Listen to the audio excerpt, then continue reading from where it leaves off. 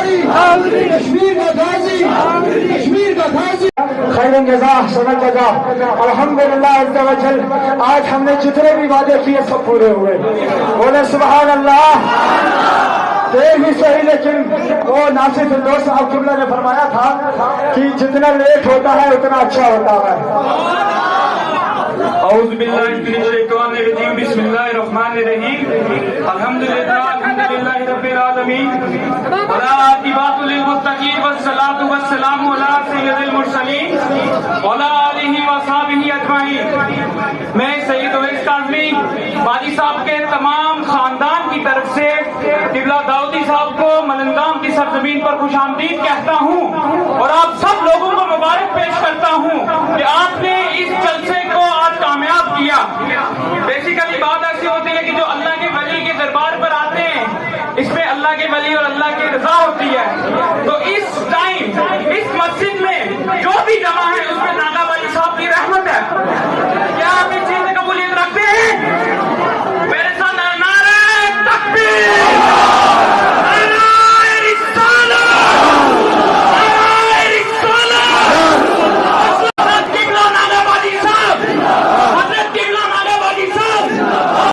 دیتا ہے دینے کو بھی چاہیے، دینے والا ہے سچا ہمارا نبی، اور جو مدد تجھ سے پاتے ہیں سب پانے والے، جو مدد تجھ سے پاتے ہیں سب پانے والے، میرا دل بھی چمکا دے،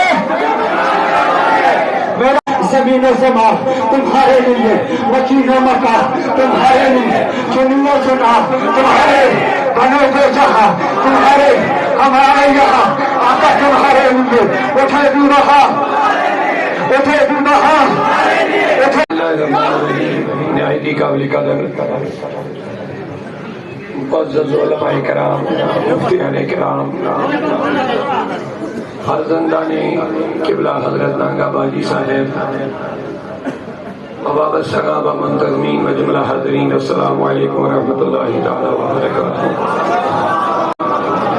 نحمدہ ونصلی ونسلم علی رسولہ الکریم، اما بعد فاعوذ باللہ من الشیطان الرجیم، بسم اللہ الرحمن الرحیم۔ یا ایھا الذین آمنوا اتقوا اللہ وکونوا مع الصادقین۔ وقال اللہ تعالی فی شان حبیبہ الکریم، ان اللہ وملائکتہ یصلون علی النبی یا ایھا الذین آمنوا صلوا علیہ وسلموا تسلیما۔ عقیدت و احترام کے ساتھ درود شریف کا نذرانہ پیش فرمائیں بلند آواز سے، اللہم صلی علی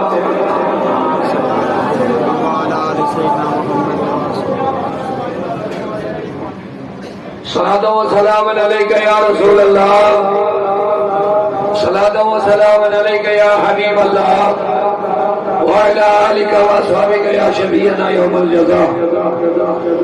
مولاي صل وسلم دائما ابدا على حبيبك خير الخلق كلهم محمد سيد الكونين والثقلين والفريقين من عرب ومن عجم، هو الحبيب الذي ترجى شفاعته لكل حول من الأحوال مقتحم۔ يا أكرم الخلق مالي من ألوذ به سواك عند حلول الحادث الأمم۔ يا رب بالمصطفى بلغ مقاصدنا واغفر لنا ما مضى يا واسع، وعن علي وعن عثمان ذي الكرم۔ واہ کیا بات ہے رضا اس چمنستان کرم کی، واہ کیا بات رضا اس چمنستان کرم کی، زہرا ہے جس میں کلی حسن پھول حسین پھول۔ نہایتی قابل قدر حاضرین محترم، اللہ تبارک و تعالیٰ کا احسان ہے، فضل ہے کہ ہم اس عظیم الشان موقع پر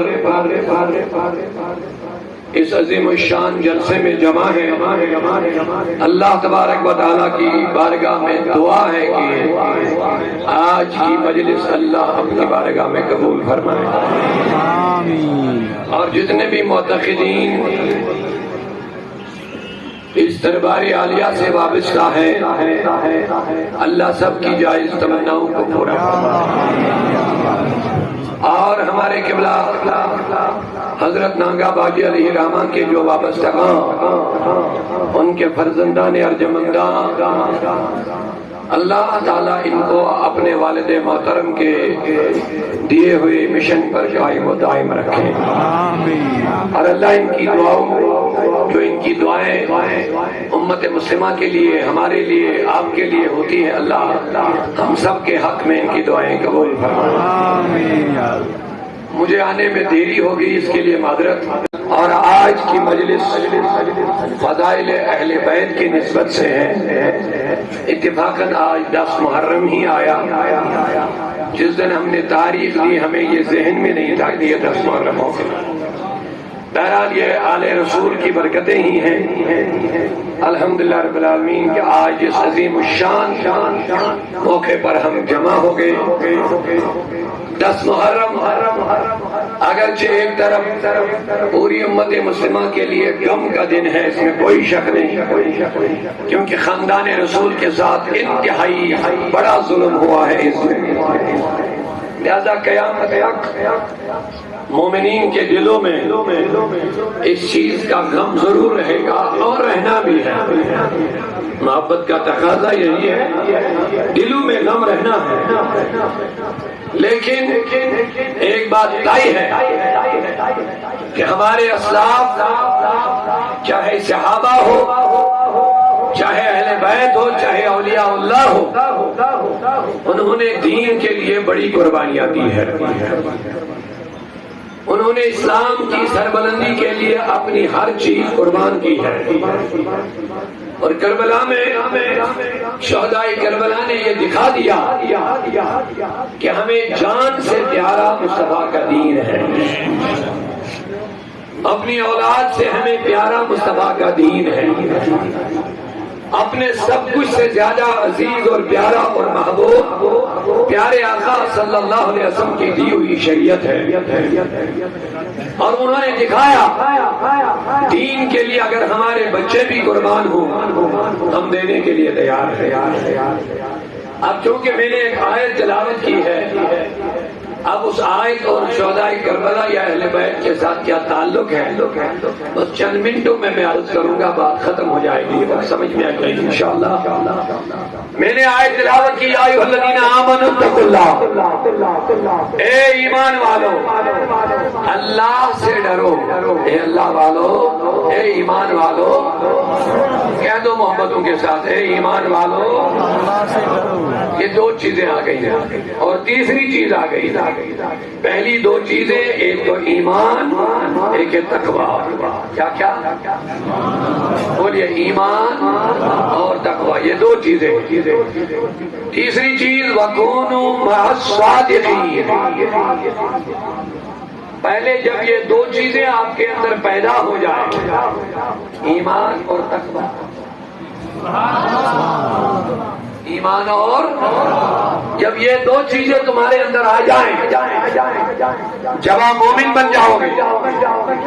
لیکن صرف ایمان کام نہیں آئے گا نجات کے لیے ایمان کے ساتھ تقویٰ ضروری ہے. اگر صرف ایمان کافی ہوتا تو اللہ تعالیٰ مومنین کو تقویٰ کی دعوت نہ دیتا. یہ بات آپ ذہن میں رکھیں. جتنے بھی کفار ہیں کفار کو ایمان کی دعوت ہے اور جتنے بھی مومن ہیں سب مومنوں کو تقویٰ کی دعوت ہے. سبحان اللہ. بات سمجھ میں آ گئی. کافروں کو عمل کی دعوت نہیں ہے کافروں کو ایمان کی دعوت ہے کیونکہ ایمان کے بغیر کوئی عمل قابل قبول نہیں. لہذا سب سے پہلے ایمان. لیکن اگر صرف ایمان لانا کافی ہوتا تو اللہ تعالیٰ عمل کی دعوت نہ دیتا. پتہ چلا ایمان والوں کو عمل کرنا لازم ہے، بلکہ عمل ایمان والوں ہی کے لیے. جب آپ ایمان لے آؤ گے تو آپ نے اس چیز کا عہد کیا کہ میں نے رب کو مانا، اب رب کی بھی مانوں گا.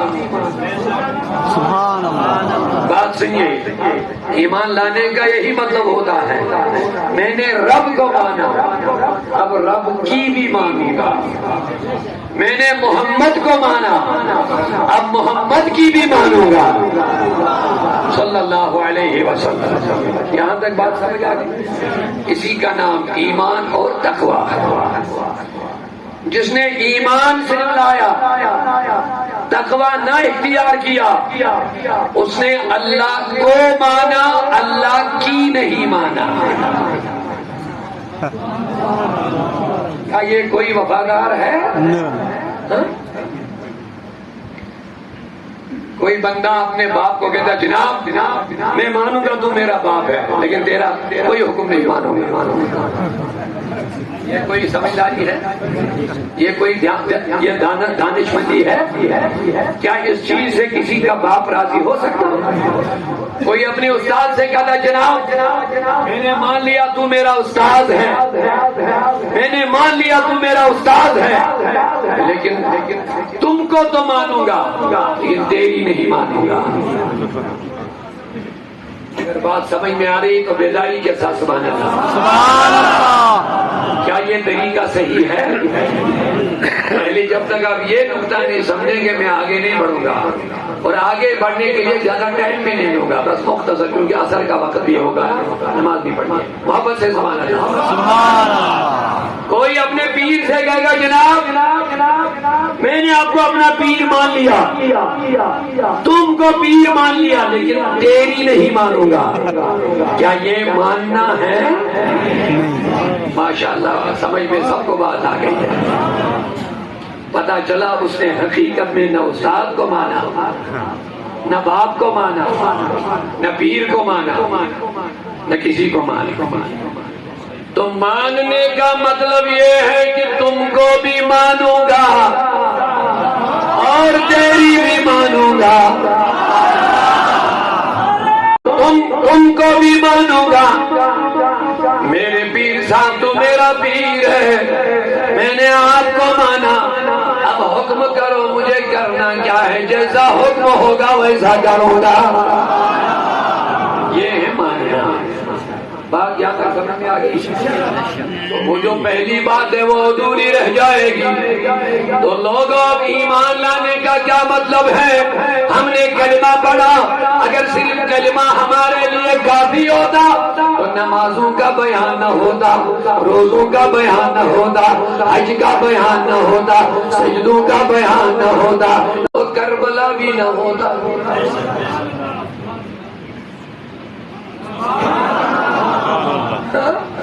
کربلا بھی نہ ہوتا. بات سمجھ لیجئے، بڑا نقطہ دیا میں نے، بڑا نقطہ دیا میں نے، اہم نقطہ. اگر صرف ایمان کی بات ہوتی، کلمہ پڑھ لیا لا الہ الا اللہ محمد رسول اللہ صلی اللہ علیہ وسلم، اگر یہی نجات کا ذریعہ ہوتا، خدا کی قسم میں کہتا کربلا میں مجھے کہنے دو، کربلا میں شہدائے کربلا اپنی جانیں قربان نہ کر دی. کیونکہ کلمہ پڑھنے کا یہ معنی نہیں ہے تم کو مانوں گا تیری نہ مانو، بلکہ اس کا معنی ہے کریمہ، اے میرے مولا اے اللہ اے میرے نبی، میں نے تم کو بھی مانا اور تمہاری بھی مانوں گا.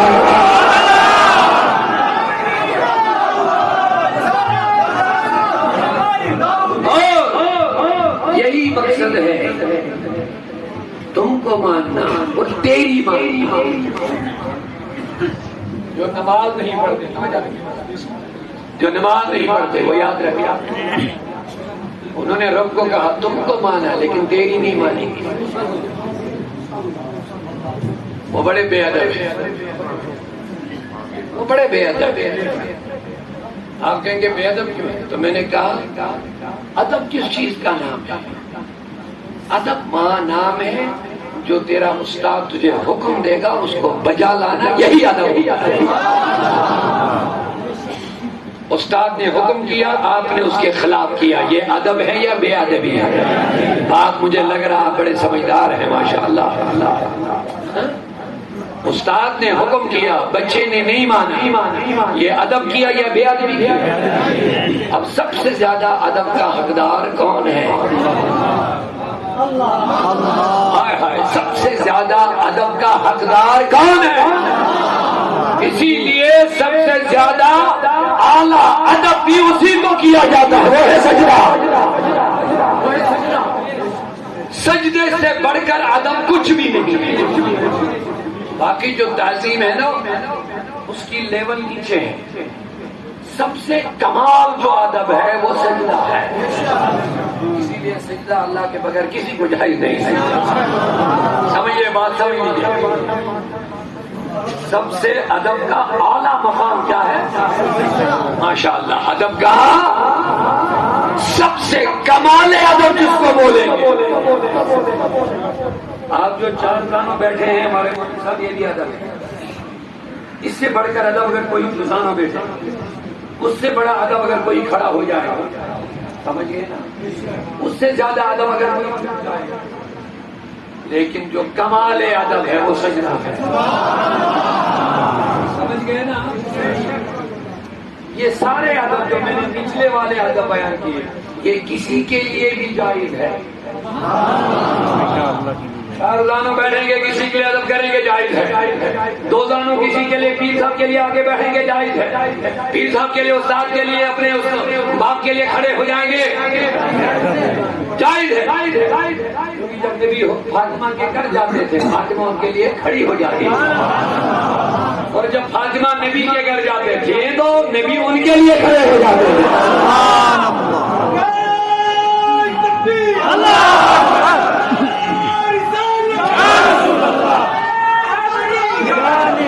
سمجھ میں بات آ گئی؟ دو زانوں بیٹھو کسی کے لیے ادب ہے، چار زانوں بیٹھو ادب ہے، کھڑے ہو جاؤ، تھوڑا جھک جاؤ، تھوڑا، لیکن سجدہ کسی کے لیے نہیں۔ آپ کہیں گے وجہ؟ میں نے کہا یہ کمال ادب ہے، اور سب سے زیادہ حقدار جو ادب کا ہے وہ اللہ ہے۔ اسی لیے سجدہ صرف کس کو رکھا گیا؟ اللہ کو سجدہ رکھا گیا۔ تو لوگوں بات سمجھ میں اگر آ گئی، اب بتاؤ اللہ کا ادب کیا ہے؟ رب کہتا بندو سجدہ کرو، ہم نہیں کرتے، تو کیا ہم نے اللہ کا ادب کیا ہے؟ سمجھ نہیں رہے شاید بات، کیا ہم نے ادب کیا ہے؟ پھر بے نمازی ماں باپ کو نہیں رونا چاہیے کہ میرا بچہ میرا ادب نہیں کرتا ہے۔ نقطہ نہیں سمجھ میں آ گیا؟ پھر بے نمازی ماں باپ کو اس بات پر نہیں رونا چاہے کہ میرے بچے میرے ادب نہیں کرتے ہیں۔ میں کہہ رہا جب تم نے رب کا ادب نہیں کیا، تیرے بچے بھی تیرا ادب نہیں کریں گے۔ جب تم نے رب کا ادب نہیں کیا، پھر تم کیوں امید کرتے ہو کہ میرا کوئی ادب کرے گا؟ لکھ کے لے لو، ناگا باجی صاحب کے عرص پہ نقطہ لے لو، جو باپ نمازی سچے ہوتے ہیں ان کے بچے بھی وفادار بن جاتے ہیں۔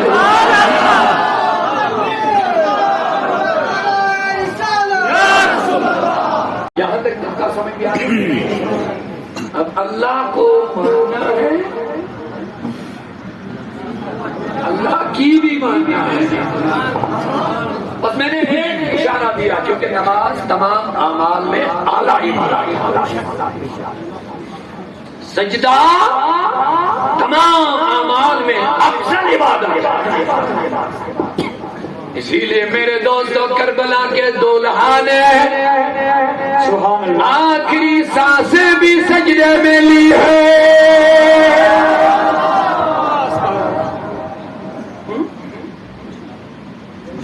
کیا سمجھے سجدہ کیا ہے؟ اگر آج فضائل اہل بیت کانفرنس میں آئے ہو تو کربلا کے ان سواروں سے سجدوں کی لذت پوچھو، تلاوت کی لذت پوچھو۔ حضرت علی رضی اللہ عنہ کا مجھے قول یاد آ گیا، سنیں گے آپ؟ بارے آپ تھکے نہیں ہیں؟ ماشاءاللہ فرماتے ہیں جب مجھے شوق پیدا ہوتا ہے دل میں کہ میں اللہ سے باتیں کروں، واہ واہ واہ، جب مجھے شوق پیدا ہوتا ہے کہ میں اللہ سے، تو میں نماز شروع کر دیتا ہوں۔ کہ نماز بندے کی بات، بندے کی گفتگو اللہ کے ساتھ ہے، تو جس بندے نے نماز شروع کر دی سمجھنا اس نے اپنی باتیں اللہ کے ساتھ شروع کر دی ہے۔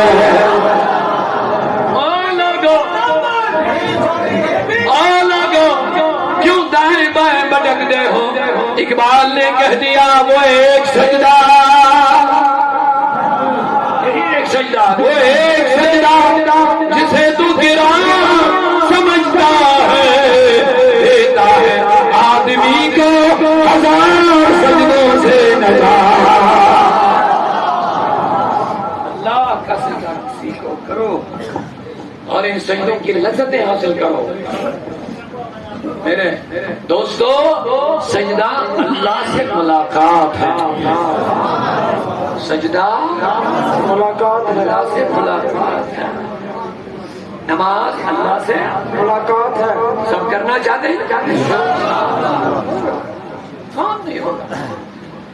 میں کہہ رہا ہوں امام حسین نے کربلا میں آخری سانسوں میں یہی سکھایا، سبحان اللہ، آخری سانسوں، دم آخری آخری دم میں امام حسین نے اپنے ماننے والوں کو یہ پیغام دیا، آؤ لوگوں، آؤ آؤ اللہ کا ادب سیکھو، سجدوں کی لذتیں لے لو۔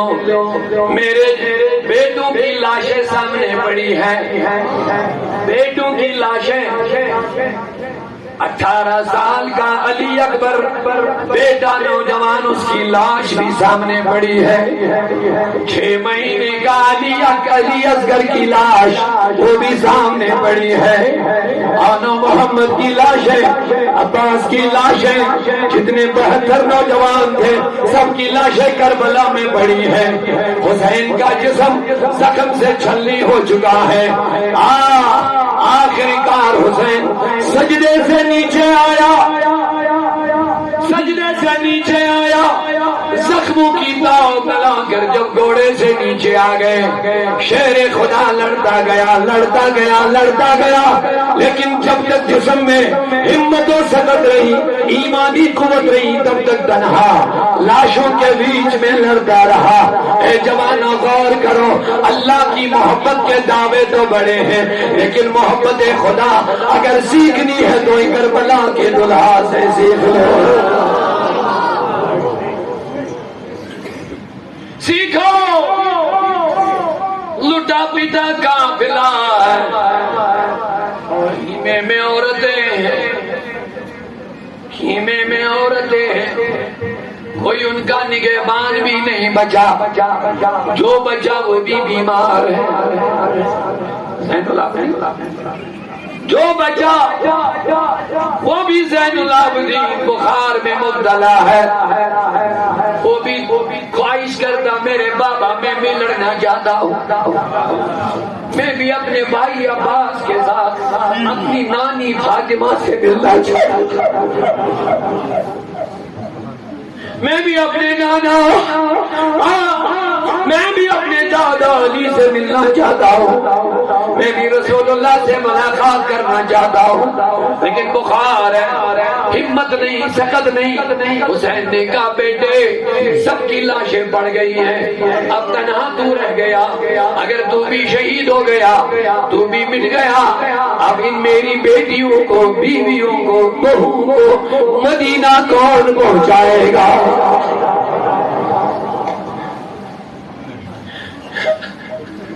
ان کو کون مدینہ لے گا؟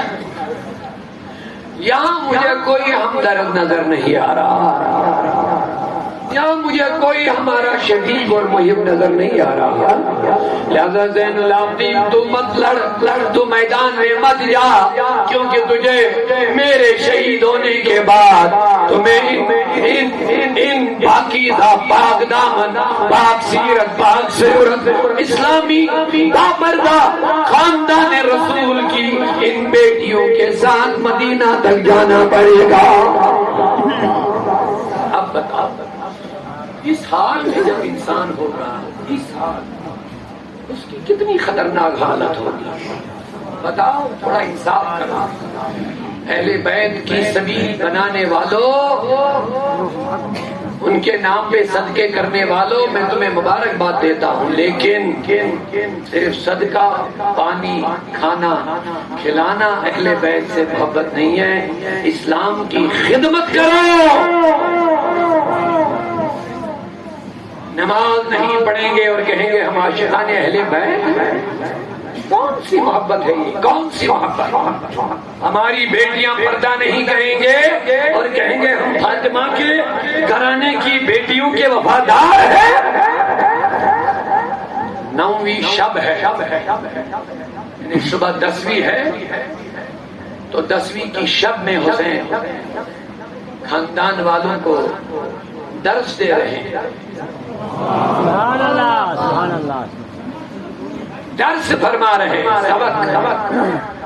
میرے وفاداروں، میری بیٹیوں، بیویوں اور نوجوانوں، خبردار، آج کی رات ساری رات اللہ کی یاد میں گزارو، عبادت میں گزارو، سجدوں میں گزارو۔ امام حسین اپنے اہل خانہ کو نصیحت کر رہے ہیں، تلاوت کرتے کرتے گزارو، لیکن کل کوئی او میری بیٹیوں، او خاندان رسول کے بیویوں، جب ہم کل شہید ہوں گے یہ ہمیں چھوڑنے والے نہیں، انہوں نے پورا قصد کیا ہے، یہ ہمیں نہیں چھوڑیں گے زندہ، ہمیں تو شہید ہونا ہی ہے، لیکن بیٹیوں تم جب ہماری لاشوں کو دیکھو گے تو شریعت رسول کا دامن تھامے رکھنا۔ بتاؤ، شریعت رسول کا دامن نہ چھوڑنا، سینے نہ پیٹنا، چہرے نہ پیٹنا، بال نہ نوچنا، کپڑے نہ پھاٹنا، کیونکہ تم خاندان رسول کی عورتیں ہو، خیال رکھنا۔ کیا ایسا بھی کوئی باہمت ہو سکتا ہے جو اس حال میں اپنے اہل خانہ کو اس طریقے سے شریعت کی پابندی کی دعوت دے رہا ہوگا؟ اللہ اکبر۔ میرے دوستوں میں عرض کر رہا تھا، اللہ کو ماننا اور اللہ کی ماننا، اگر سیکھنا ہے تو شہدائے کربلا سے سیکھ لو۔ کو ماننا، اللہ رسول کو ماننا، رسول کی ماننا۔ بات سمجھ میں آ گئی یہاں تک؟ اب یہ ہے ایمان۔ اب ان دو لفظوں میں ہے ایمان اور تقویٰ، بس ایمان اور ان دو لفظوں میں ہے۔ جب کسی نے ایمان لایا اب تقوی کی ذمہ داری ہے، اب عبادت کی ذمہ داری ہے، اب سجدوں کی ذمہ داری ہے۔ اللہ مومن سے ان چیزوں کا مطالبہ کرتا ہے، حالانکہ اللہ ان چیزوں کا محتاج نہیں ہے، محتاج، لیکن اللہ اپنے بندوں کا مرتبہ بڑھانا چاہتا ہے اور ان کا مرتبہ بڑھا کر کے ان کو آخرت میں اپنے انعامات سے نوازنا چاہتا ہے، بس یہ ہے۔ تاکہ اللہ ہماری مدد کا محتاج، ایسا نہیں کہ ہم میدان میں نہیں نکلیں گے تو دین آگے نہیں بڑھے گا، بڑھے گا۔ یہ اللہ کا دین ہے، وہی چلانے والا ہے، لیکن خوش قسمت ہے وہ لوگ جن کو اللہ اس دین کی خدمت میں لگا دیتا ہے۔ لوگوں یہ ہے اللہ کے وہ بندے جنہوں نے اپنی جانیں قربان کر لی ہے، لیکن قربان جان کر لی ہے، اللہ نے مقام کیا دیا ہے؟ جو ایک خون کا قطرہ گرا اللہ نے اپنا دیدار ادا کر دیا ہے۔ اسی لیے میرے آقا نے فرمایا الموت تحفۃ المومن۔ سبحان اللہ سبحان اللہ۔ اب عرس کی بات آ گئی،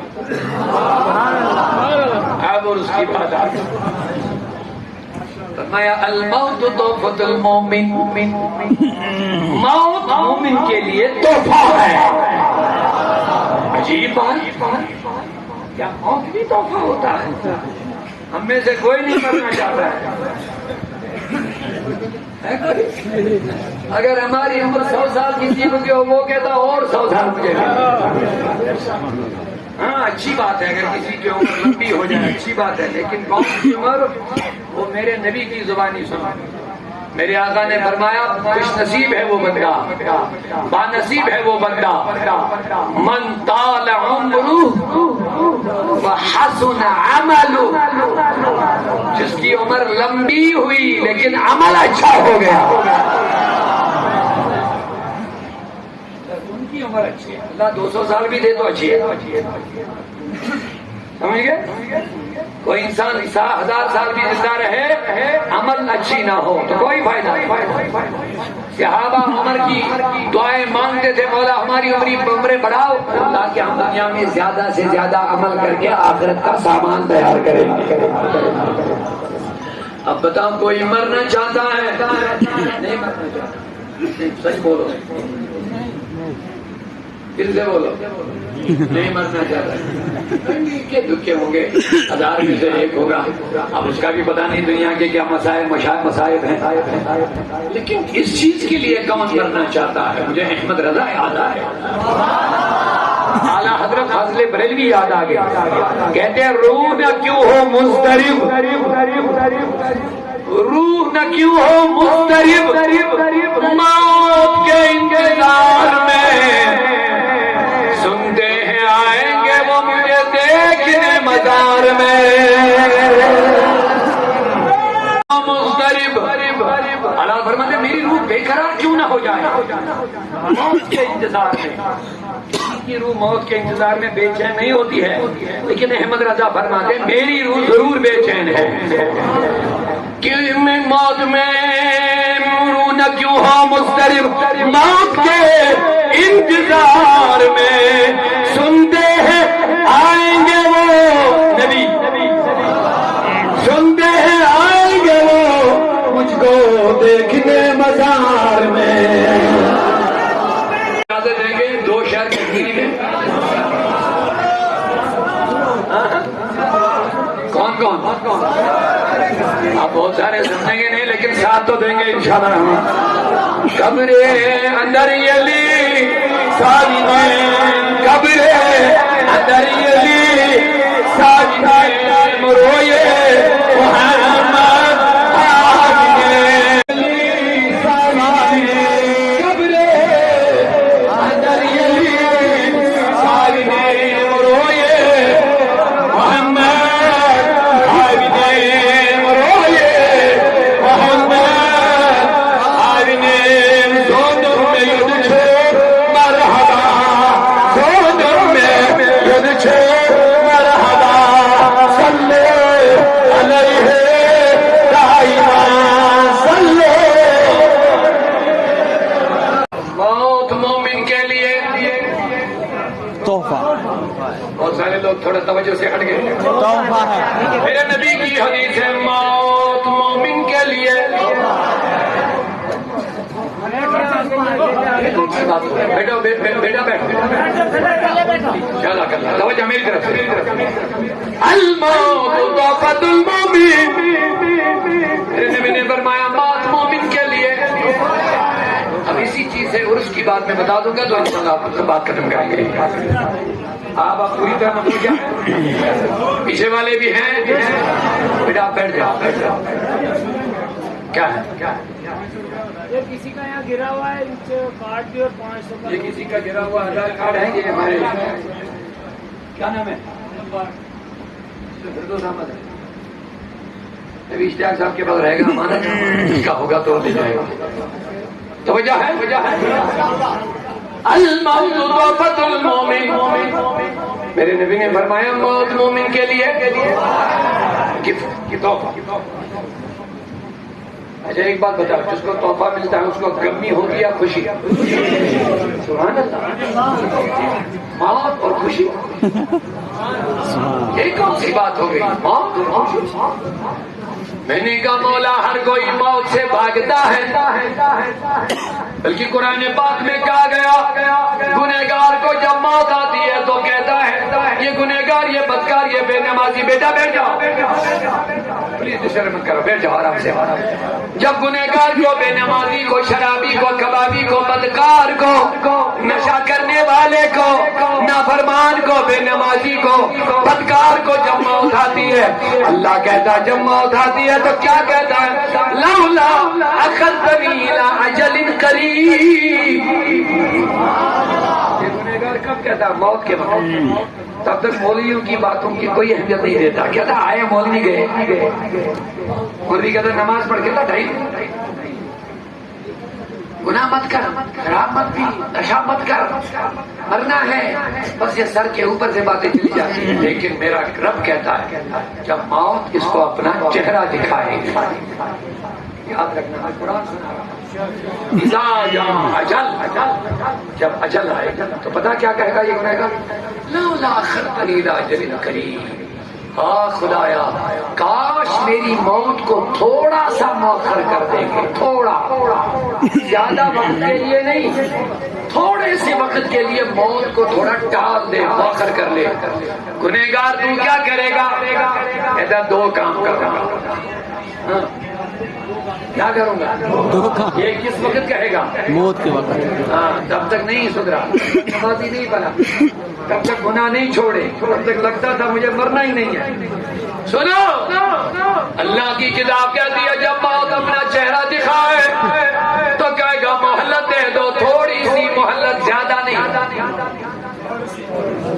لفظ تھوڑی سی مہلت، اتنا لفظ تھوڑی۔ او مہلت مانگنے والے تو کیا کرے گا؟ کہتا دو کام کرنے کی مہلت دے دو، ایک تو فاصدق، سب سے پہلے میں اپنا سارا مال تیری راہ میں خرچ کروں گا۔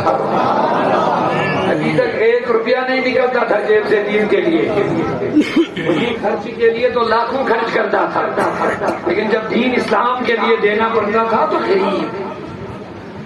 غریب دنیا کو ترجیح دیتا تھا، دین کو ترجیح نہیں دیتا۔ اب کیا گیا؟ فاصدق میں مجھے مہلت تھوڑی دے دو، میں سارا مال تیری راہ میں خرچ کروں گا۔ دوسری بات وَأَكُن مِّنَ الصَّالِحِينَ، اب میں پورا نیک بن جاؤں گا۔ اللہ فرمائے گا لن یؤخر اللہ، اب مہلت نہیں ملے گی، اب نہیں ملے گی۔ یہ تو گنہگاروں کا حال ہے، لیکن میرے نبی نے فرمایا مومن کے لیے یہ معاملہ نہیں ہے۔ مہلت تو گنہگار مانگے گا، مہلت تو شرابی مانگے گا، لیکن یاد رکھ لے مہلت ملے گی نہیں۔ مؤخر کرنے کی درخواست تو بدکار کریں گے، لیکن موت مؤخر نہیں ہوگی۔ لن یؤخر اللہ، ہرگز اللہ کہتا ہرگز موت کو مہلت، مارنے کو مہلت نہیں دوں گا، موت کو مؤخر نہیں کروں گا۔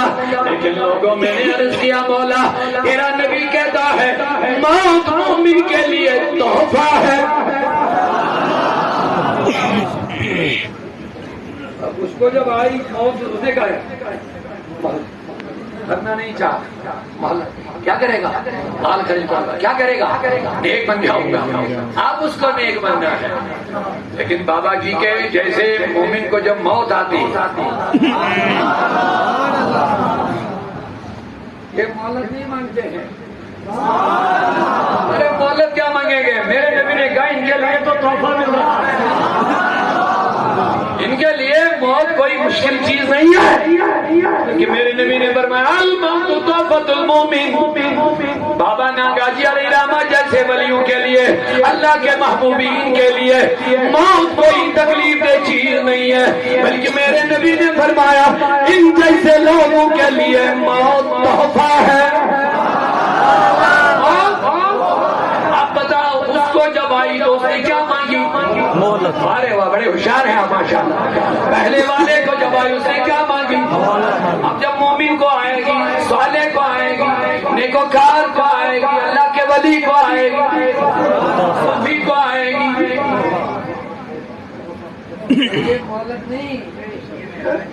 مہلت کہاں مانگے گا؟ یہ کہتا موت جلدی آ جا،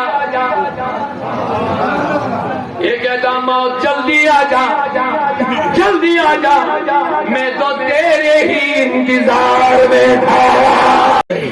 توجہ ہے، یہ لوگ کچھ فرمائشیں کر رہے ہیں لیکن ٹائم گزرتا رہا کہ مجھے ٹائم ہے ایک اور مجلس میں جانا. 2 مثال پڑھیں گے، اس سے بھی انشاءاللہ وہ پڑھیں گے. لال زارا سلام وہ پڑھیں گے 2 شاید، لیکن آپ محبت سے ذرا سبحان اللہ کہہ دیجیے. مومن کو جب موت آتی ہے، اس کے لیے میرے نبی نے فرمایا موت موت جب تحفہ ہے تو تحفہ جب ملتا ہے تو انسان کو غم ہوتا ہے یا خوشی؟ تو پتا چلا جب نیکوکار کو موت آتی ہے یہ مہلت نہیں مانگتا ہے، یہ کہتا جلدی کر، موت دیر مت لگا، روح کیوں ہو مضطرب، موت کے انتظار میں، او موت جلدی آ جا، میں تو اسی گھڑی کا انتظار کرتا تھا. میں نے عرض کیا میرے نبی موت مومن کے لیے تحفہ کیوں ہے؟ ایک جملہ لے لو جلدی سے. موت مومن کے لیے تو کہتے ہیں مومن کے لیے دنیا قید خانہ، مومن الدنیا سجن للمومن، دنیا مومن صالح کے لیے کیا ہے؟ جب انسان قید خانے سے رہا ہوتا ہے اس کو خوشی ہوتی ہے یا غم؟ اسی لیے جب مومن انتقال کرتا ہے وہ قید سے نکل جاتا ہے، وہ قید سے نکل جاتا ہے، قید سے رہا ہو جاتا ہے، قید سے چھوٹ جاتا ہے. میں آپ کا ذہن بیدار کرنا چاہتا ہوں. بتا لوگوں جب کوئی قید سے نکلتا ہے ایک خوشی اس کو اس وقت ہوتی ہے، دوسری خوشی جب وہ اپنے اہل خانہ سے ملتا ہے. پہلی خوشی جب قید سے نکلتا ہے، دوسری خوشی جب وہ اہل خانہ سے ملتا ہے، اس کو تو خوشی ملتی ہے. لیکن سوال کرنے والے سوال کرتے ہیں جناب آپ لوگ عرس مناتے ہو اور اس کے معنی خوشی. آج تو مثال کا دن ہے، آج تو غم ہونا چاہیے. کیا توجہ ہے؟ شہدائے کربلا گئے ہیں، ٹھیک ہے، لیکن آج تو سر پیٹنا چاہیے، کپڑے پھاڑنے چاہیے، سینہ پیٹنا چاہیے. لیکن آج ہم ان کے عرس پر مسرت کا اظہار کریں گے، یہ کون سی بات ہے؟ آج ولی کا وصال کا دن ہے، وہ ہم سے جدا ہو گئے، یہ تو غمی کا دن ہے. آپ خوشی عرس مناتے ہو، عرس کے معنی خوشی، عرس کے معنی بولیے، عرس کے معنی میرے کا سنو لوگوں، ہم عرس کیوں مناتے ہیں؟ مومن جب انتقال کرتا ہے اس کو 2 خوشیاں ہوتی ہے. تو کتنی خوشیاں ہوتی ہیں؟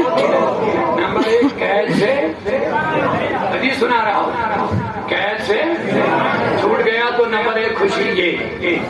دوسری خوشی میں نے کہا کون سی خوشی ہے؟ بلال مزنی رضی اللہ عنہ یاد آ گئے. بلال بن حارث مزنی رضی اللہ عنہ مرنے کا وقت آیا، نبی کا صحابی ہے، انتقال کا ٹائم آیا، بیوی سرہانے آ گئی، رونے لگی، ہائے افسوس، ہائے حسرت. تو حضرت بلال مزنی رضی اللہ عنہ نے کہا میری بیوی ہائے حسرت مت کرو، واہ فرحتا کرو. واہ فرحت کے معنی واہ خوشی، واہ خوشی. اس نے کہا مجھے کہاں خوشی ہے؟ کہاں خوشی ہی ہے. کہا میرے شوہر خوشی کیسی ہے؟ کہا ابھی موت آ جائے گی، میں دنیا کے قید سے چھوٹ جاؤں گا اور اپنے اللہ اور رسول سے ملاقات کروں گا. بس تو لوگوں میں عرض کر رہا تھا توجہ ہے سبحان اللہ کہہ دیجیے بس. آپ بتائیے آج بابا نانگا جی صاحب کا خوشی کا دن ہے ان کا یا غم کا دن؟ اسی خوشی کو ہم نام رکھتے ہیں عرس. نام رکھتے ہیں عرس نام رکھتے ہیں. اور اس کے معنی خوشی. تو آج ان کی خوشی کا دن ہے. نمبر 1 یہ قید سے نکل گئے اور نمبر 2 آج ان کے دن انہوں نے اپنے رب سے ملاقات کیا, اپنے رسول سے ملاقات کیا ہے. لہذا کربلا میں یہی ہمیں شہدائے کربلا نے درس دیا ہے. بس آیت کا ایک لفظ بچ گیا ہے. مجھے اجازت گھڑی نہیں دے رہی کیونکہ نماز عصر پڑھنی, صرف ترجمہ کرتے نکل جائے. پہلا ایمان. پہلا ایمان. دوسرا تقویٰ. تقویٰ میں نے عمل. برائی کو چھوڑو, نیکی اختیار کرو, یہ تقویٰ ہے. ماشاءاللہ. برائی کو چھوڑو, نیکی کو اختیار کرو, یہ کیا ہے؟ تقویٰ. اونچا بولیے تقویٰ. اہل بیت نمازی تھے, شریعت کے پابند تھے, دین محمدی کے خدمت گزار تھے. پھر ہمیں بھی بننا پڑے گا انشاءاللہ. اپنی جان سے, اولاد سے, مال سے, سب کچھ سے زیادہ ہمیں نبی اور اللہ کا دین محبوب رہنا ہے. اس کے لیے اگر ہمیں سب کچھ لٹانا پڑے لٹ جائے, لیکن مصطفیٰ کا دین بن جائے. یہ پیغام ہمیں کس نے دیا؟ کربلا میں شہدائے کربلا. لہذا حسین نے جو نصیحت کی 10ویں شب کو, میری بیٹیوں زینب فلانی فلانی سکینہ سغرا وغیرہ سر نہ پیٹنا, کیونکہ یہ شریعت رسول نہیں ہے. سینہ نہ پیٹنا, یہ شریعت رسول نہیں ہے. بال نہ نوچنا, یہ شریعت رسول نہیں ہے. حسین فرما رہے ہیں میرے خاندان والوں, میں شریعت رسول ہی کی حفاظت کے لیے کربلا میں آیا. اگر تم نے کوئی غیر شرعی کام کیا ہے تو میری جان دینا کس کام کا ہے؟ اور اس کا بھرپور مظاہرہ برسوا ہے. زینب کے ساتھ ساری خاندان رسول کی بیٹیوں نے کیا ہے. لاشوں کے سامنے سے گزرے لیکن اوف تک نہیں کیا.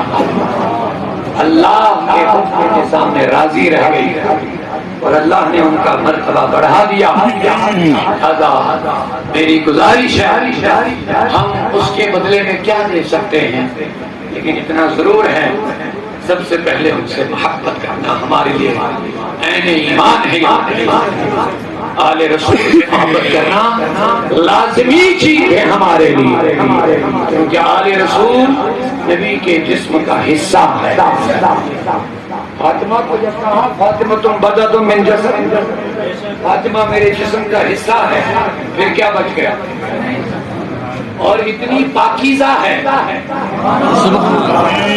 اتنی پاکیزہ ہے. دنیا کی جتنی خواتین آج تک آئیں گی اللہ کے نظام کے تحت ان کو مہینے میں ایک بار ایک تکلیف ہو جاتی ہے. ہم سب ماں بہن والے ہیں, بیٹی والے ہیں, یہ تکلیف ہو ہی جاتی ہے. ایک بار شادی ہو جاتی ہے, شادی کے بعد بندھن جب ہو جائے, میاں بیوی قریب آ جائیں, اللہ ان کو کوئی بچہ دینا چاہے تو وہ مہینے کی تکلیف بند ہو جاتی ہے. تو ماں سمجھتی ہے اللہ نے مجھے بچہ عطا کر دیا, یہی ایک دستور ہے, یہی طریقہ. لیکن قربان جاؤ فاطمہ کی پاکیزگی پر, اس کو عمر بھر کبھی یہ تکلیف ہوئی نہیں.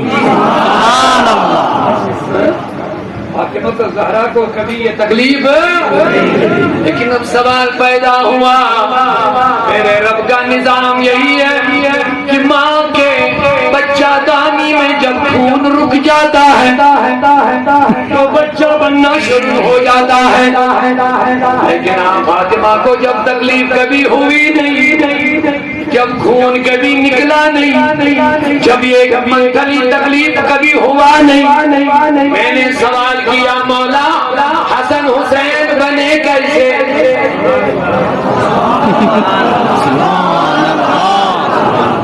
حسن حسین بنے کیسے؟ دنیا کا نظام یہی، خون رکے تو بچہ بن جائے، فاطمہ کو جب کبھی آیا نہیں تو حسن حسین بنے کیسے؟ اللہ حضرت نے خوب ترجمانی فرمائی ہے۔ محدث بریلوی فقیہ اعظم مجدد اعظم امام احمد رضا علیہ الرحمہ نے خوب ترجمانی فرمائی، تیری نسل پاک میں بچہ بچہ نور کا، تیری نسل پاک میں بچہ بچہ نور کا، تیری نسل پاک میں بچہ بچہ نور کا، تو ہے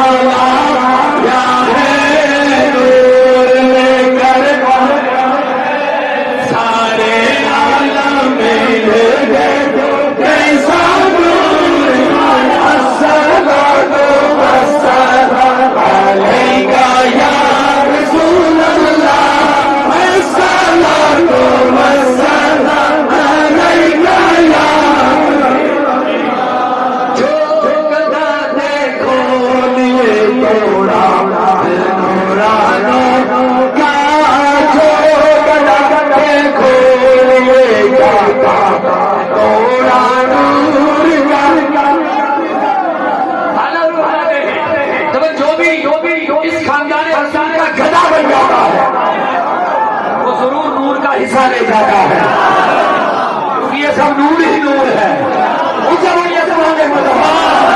نور ہی نور ہے۔ اللہ نے کیا خوب ترجمانی کی ہے، کہتے جو گدا دیکھو دیے جاتا ہے توڑا نور کا،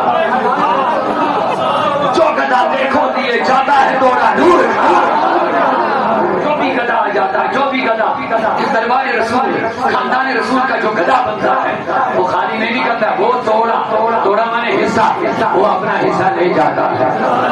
نور والا آیا ہے، نور لے کر آیا ہے، سارے عالم میں یہ دیکھو کیسا نور آیا، جو گدا دیکھو لیے جاتا ہے نور، توڑا نور کا، نور کی سرکار کیا ہے اس میں توڑا نور کا، نور کی سرکار ہے کیا اس میں توڑا نور کا، نور والا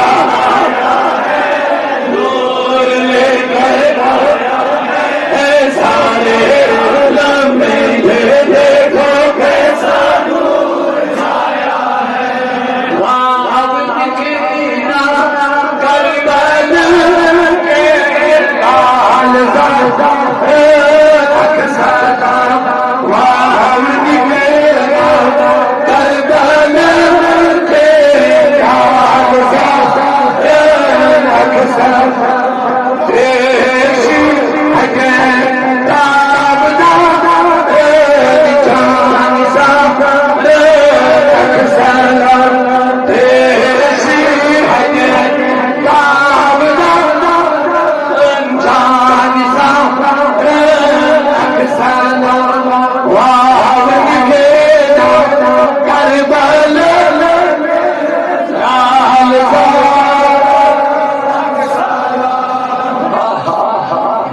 تریشی حجان معصوم قیامت دکھ تریشگان، مگر مظالم و ریش اور جنت رائی مانا آس پیارا شوق سان پوری جنت رائی مانا آس پیارا شوق سان واہ نکلےگا گردن کے جان سان میرے مولا ہم سب کی حاضری قبول فرمائے جو کہا اپنی بارگاہ میں اسے قبول فرمائے کیا کچھ شاداب ہے نہیں سب لوگ